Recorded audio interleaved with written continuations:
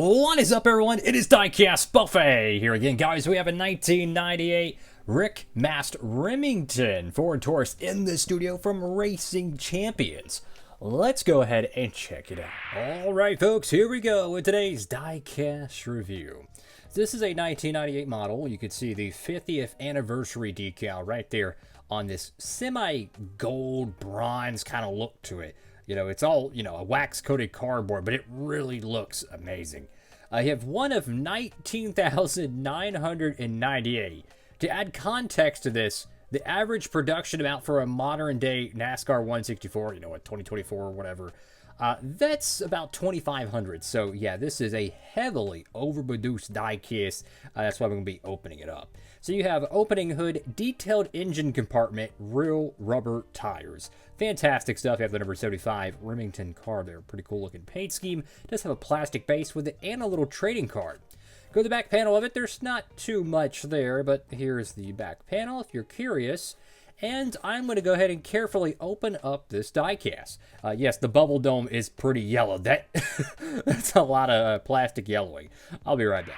All right, folks, here we go with today's diecast review. And check out this piece today. I don't know why the rear wheels are moving like that. But anyways, this is a very interesting paint scheme. I don't remember seeing too many diecasts of it. I don't know how many years he ran this car, but this is a 1998 model. Very easily, you could tell with the 50th anniversary logo. Sometimes these late 90s diecasts, they'll have a paint scheme from the previous year or the forward year, and the diecast is, marketed as a year before or after, and it's inaccurate and it's a little bit goofy, but that's just how some of the diecasts get produced, a year in advance or whatnot. This is actually accurate to the 1998 car to, a pretty good extent. I looked at some photos of the car.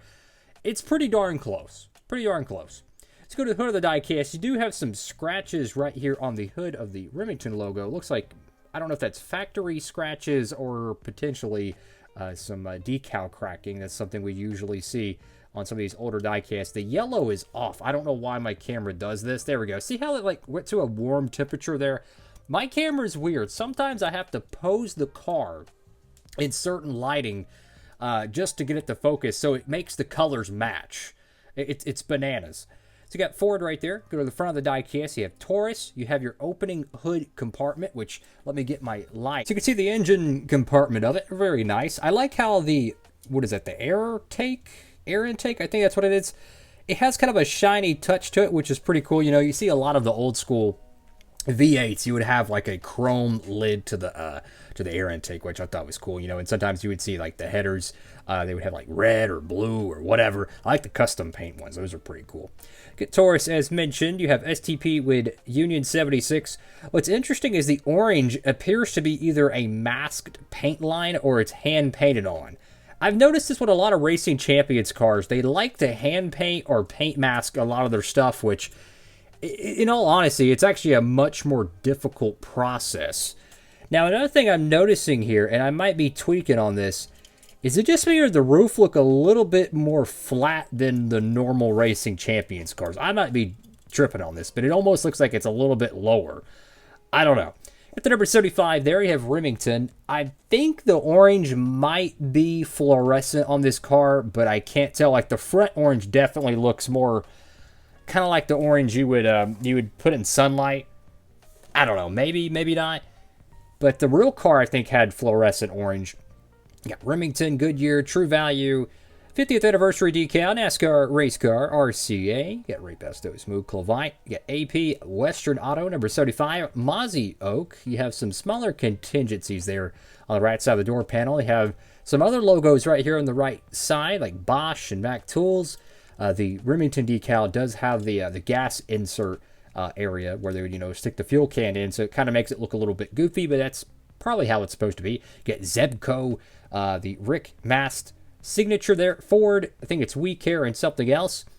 Go to the back panel of the diecast, you have Polaris there, which that was on the back panel of Ward Burton's car, I think, when he got the Caterpillar sponsorship. Maybe before then, but I believe it was at least on his year 2000 car. Maybe his 2001 Dodge as well.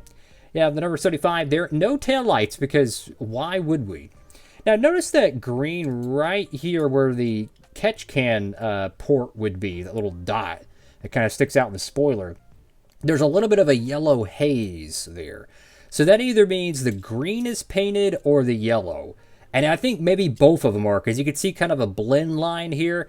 So it looks like they painted the green, the yellow, and then maybe even the front valence. I don't know why racing champions would do that, because it makes it so much more difficult, but they did. You can see a lot of cracking on the bottom of the car. I mean, look at some of these gnarly cracks in the metal. Y'all might be tired of me, saying things about, racing champions cars cracking. This is what I'm talking about, guys. I mean, I don't think that's just paint. Look how deep this, that is not paint, I don't think. I think that's actual metal. That is insane.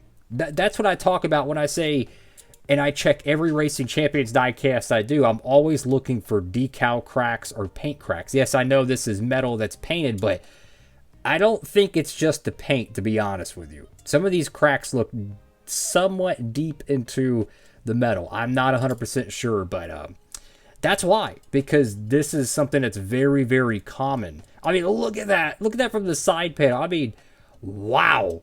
That is insane. So the tires are real rubber, which is really cool. They do look a little bit different than the synthetic ones, so that is a little bit extra realistic touch. The diecast mold is pretty inaccurate, to be honest with you. It's much closer to a plate body because of the tall front air valence, but the wheels are really unproportioned. The roof is way too flat. It's just not exactly the most realistic look. Go to the top of the diecast, you have some random, clear coat drops or something that are really shiny. So I'm guessing maybe when they were spraying the clear coat, maybe some of the little drops dripped and that made, some of the areas more shiny, perhaps. Go to the back deck lid, you have Igloo there, and you have your, front and rear windows, which has that little bit of the printed detail to it. So that's pretty cool. And I mentioned that the rear wheels are a little bit funky here. I don't know why. You can see even where the little axle hub doesn't even line up with the tires. That's kind of interesting. But this one is moving a little bit funky. So there could be even some more cracks where you can't see where the wheels are. I don't know. My point is there's a little bit of a paint chip there, it looks like. This car was probably painted white, and then it was painted yellow, if I had to assume, because, I don't know. Maybe it is, maybe it's not. Yellow is a very thin paint. Traditionally, it needs a white undertone for it to really show up on a model car. So, I don't know. I feel like they made this car a lot more difficult than they probably should have. But you know what? Props to them, I guess, for that. It does come with a trading card and a plastic base. We'll take a closer look at the little trading card here. The corner is a little bit bent. That's unfortunate. You have a photo of Rick Mast with the 50th anniversary decal. I love the little trading cards. Really, really retro. A little gradient down here at the bottom. The retro little zigzag stripes. That's pretty cool. At the back panel of it, I mean, just look at all the different information you have for your drivers here. I don't think he ever won a Winston Cup race, but he did qualify on the pole, I believe, for the 1994 Indy 500, which that race is the biggest race at Indy in history. I mean, let's just keep it real. They had holy cow, what was it, 300,000, 400,000? I forget. They sold out, I believe, the place. It was something crazy like that. They had over 80 cars qualified for that race. I believe they took what is now called the ARCA West or East Series. I think they had those drivers qualify for the race as well. The amount of publicity for that event. So I believe he set on the pole for that. So if that's the case, that's, I mean, that is almost as cool as, winning a NASCAR race, being on the pole for arguably the biggest motorsports event in history, the 94 Brickyard. I got Racing Champions here with the 50th anniversary decal. I got NASCAR. This little plastic base here. What's interesting is these little notches right here. I don't know why, but they're kind of rough. And when you look at it from the underneath, and then you have the car on here, this is how it looked before I opened it up.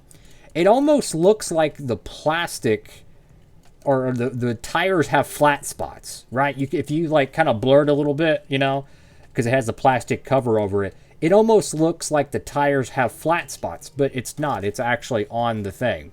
So I have a couple theories for this. This is either a chemical reaction with the rubber against the plastic, with it heat and cold, and basically it's some sort of molecular reaction that makes this aggressive texture to the plastic, or they intentionally put grooves in it to kind of get the car to not move. But with it being in such a tight bubble, if you will, I don't think oh, I just knocked that over. That's great. I don't think the grooves would really be necessary to hold the car in place. So I've heard that like rubber tires on diecast can have a reaction with plastic. Maybe that's the case. I don't know.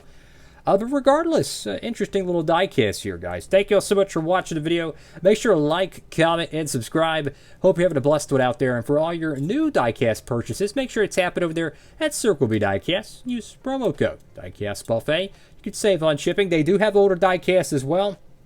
Tap in over there. They usually have a lot of like 2010s cars. You could check out and see if they have any early 2000s, some late 90s stuff. Usually those, they only have one in stock though. So when they, upload it to their site, you got to get it quickly. And they do upload some. I've seen some on there. Some Jeff Gordons, some Earnhardts. Some really cool stuff. That's all for now. Diecast Buffet. Signing off.